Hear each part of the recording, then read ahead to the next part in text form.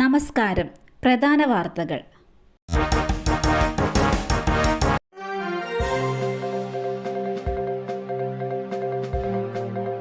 പഠിച്ചിരുന്ന സ്ഥാപനത്തിൽ നിന്നും പുറത്തുപോയി 17-കാരനെ കാണാനില്ലെന്ന് പരാതി. കാസർഗോഡ് പട്ലയിൽ 17-കാരനെ കാണാനില്ലെന്ന് പരാതി. കുമ്പള സ്വദേശി മുഹമ്മദ് അറാഫത്തിനെയാണ് കാണാതായത്. തൊഹരി അക്കാദമിയിലെ +1 വിദ്യാർത്ഥിയാണ് കാണാതായ മുഹമ്മദ് അറാഫത്ത്. വിദ്യാർത്ഥി സ്ഥാപനത്തിൽ നിന്ന് പുറത്തുപോകുന്ന CCTV ദൃശ്യങ്ങൾ പോലീസിന് ലഭിച്ചു.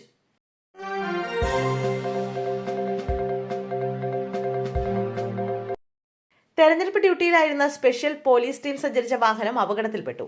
തെരഞ്ഞെടുപ്പ് ഡ്യൂട്ടിക്ക് പോവുകയായിരുന്നു. പിക്കപ്പ് വാനുമായി കൂട്ടിയിടിച്ചാണ് അപകടമുണ്ടായത്. വാഹനത്തിലുണ്ടായിരുന്ന 5 പേർക്ക് പരിക്കേറ്റിട്ടുണ്ട്. ഇതിൽ ഒരാളുടെ നില ഗുരുതരമാണ്. പാലക്കാട് കോഴിക്കോട് ദേശീയപാതയിലെ നാട്ടുകൽ പോസ്റ്റ് ഓഫീസിന് സമീപമാണ് അപകടമുണ്ടായത്. കരിങ്കലത്താണിയിൽ നിന്നും തെരഞ്ഞെടുപ്പിന്റെ ഭാഗമായ വാഹന പരിശോധന കഴിഞ്ഞ് മണ്ണാർക്കാട്ടേക്ക് തിരിച്ചു പോകുമ്പോഴാണ് അപകടമുണ്ടായത്. ഇലക്ഷൻ ഡ്യൂട്ടിക്ക് സ്പെഷ്യലായി എടുത്ത വാഹനമാണ് അപകടത്തിൽപ്പെട്ടത്. അപകടത്തിനിടയാക്കിയ പിക്കപ്പ് വാൻ നിയന്ത്രണം വിട്ട ശേഷം സമീപത്തുള്ള മതിലിടിച്ചാണ് നിന്നത്. പരിക്കേറ്റവരെ പെരിന്തൽമണ്ണ സ്വകാര്യ ആശുപത്രിയിൽ പ്രവേശിപ്പിച്ചു.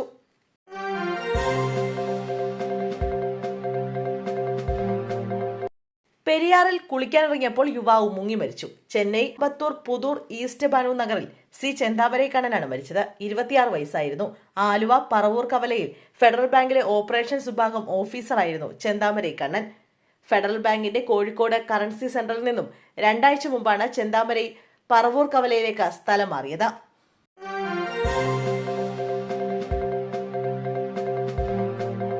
ഭർത്താവുമൊത്ത് ബൈക്കിൽ പോകെ KSRTC ബസ്സിടിച്ച യുവതിക്ക് ദാരുണാന്ത്യം.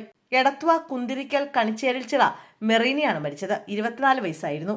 ഇന്ന് രാത്രി 8 മണിയോടുകൂടി അമ്പലപ്പുഴ തിരുവല്ല സംസ്ഥാന പാതയിൽ കേളമംഗലം ബിവറേജസ് ഔട്ട്ലെറ്റിന് സമീപത്ത് വെച്ചാണ് അപകടം. ബൈക്കും ബസ്സും കൂട്ടിയിടിച്ചതിനെ തുടർന്ന് തെറിച്ചു വീണ മെറീനയുടെ മുകളിലൂടെ ബസ് കയറിയിറങ്ങിയാണ് ദാരുണാന്ത്യം സംഭവിച്ചത്. മാതാ അമൃതാനന്ദമയി ആശുപത്രിയിൽ നഴ്സായി ജോലി നോക്കുന്ന മെറീന വീട്ടിലേക്ക് വരുന്നതിനിടെയാണ് അപകടം സംഭവിച്ചത്.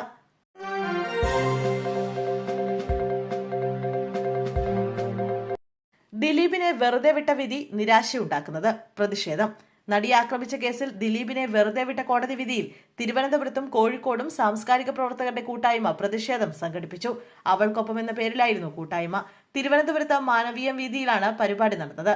പെൺസൗഹൃദ വേദിയാണ് കോഴിക്കോട് പുതിയ ബസ് സ്റ്റാൻഡ് പരിസരത്ത് പ്രതിഷേധ സംഗമം നടത്തിയത്. കോടതി വിധി നിരാശ ഉണ്ടാക്കുന്നതെന്നും പൊതുസമൂഹത്തിന് മുന്നിൽ ദിലീപ് കുറ്റക്കാരനാണെന്നും പരിപാടിയിൽ സംസാരിച്ച അജിത പറഞ്ഞു. നടി ആക്രമിച്ച കേസിലെ ഗൂഢാലോചനയിൽ നടൻ ദിലീപിനെ കോടതി വെറുതെ വിട്ടതോടെ അതിജീവത നീതി നിഷേധത്തിന്റെ ഷോക്കിലാണെന്ന് സുഹൃത്തുക്കൾ പ്രതികരിച്ചിരുന്നു. അവൾക്കൊപ്പം ക്യാമ്പയിൻ വീണ്ടും സജീവമാക്കിയ പെൺകൂട്ടായ്മ വിധിയിൽ കടുത്ത വിമർശനമാണ് ഉയർത്തുന്നത്.